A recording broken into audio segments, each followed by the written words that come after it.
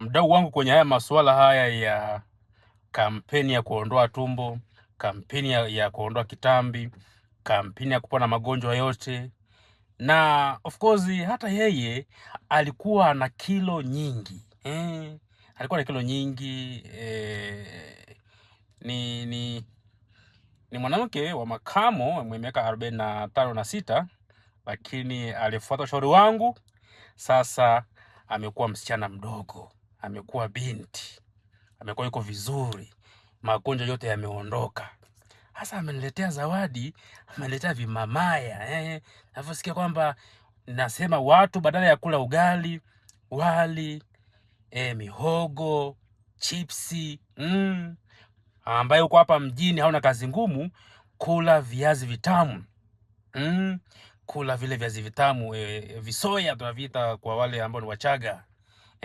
Kula vimamaya. Sasa kimamaya ni hiki hapa. Hivi cocoyam hivi vimetoka Moshi. Vitu vya asili kabisa kabisa. Kwa vitu vya asili ambavyo havina matatizo. Ameniletea na boga. Umeona ile boga ile hapa? Ameniletea na boga safi kabisa niweze kula hivi vitu, niachane na kula ugali, wali, viazi, chips hizi, wachane na mawanga. Kwa hata kwa wewe ambaye uko hapa mjini, nenda kwenye maduka au masoko, ulizia maboga, ulizia magimbi, ulizia vimamaya, cocoyam, kula vitu vya asili, kula matunda ya asili na kula tunda lenye mbegu.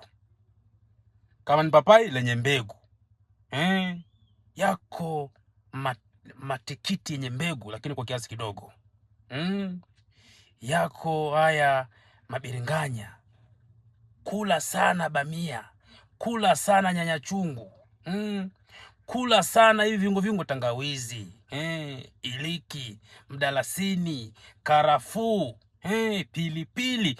Tumia hivyo vitu mara kwa mara.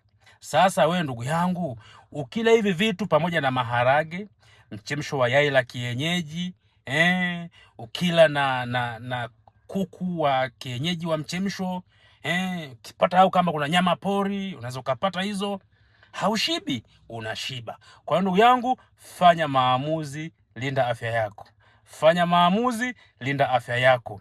Mimi nimeamua, na we amua. Kama hauna kazi ngumu, kama ni mtu wa mjini, kule kijini kule wanakuza na wanavitumia, hatuna shida nao. Tuna shida na wewe mtu wa mjini ambaye umekaa.